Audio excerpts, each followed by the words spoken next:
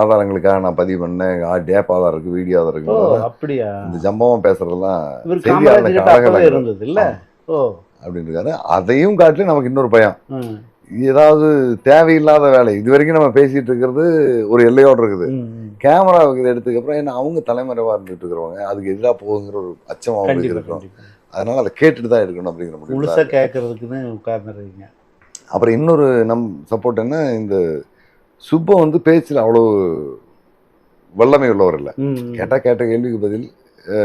சுப்புங்கிறவரும் உங்க கூட கூட்டிட்டு அதை இரவு கூட்டி போனாங்க துப்பாக்கியோட. அவருக்கு அவ்வளோ திறமை இல்லை. ஆனால் சின்ன பண்ணா ரொம்ப திறமையான ஆள், நல்ல விவரமான ஆள். அப்படி அப்படி தொடை தட்டி பேசக்கூடிய ஆள்.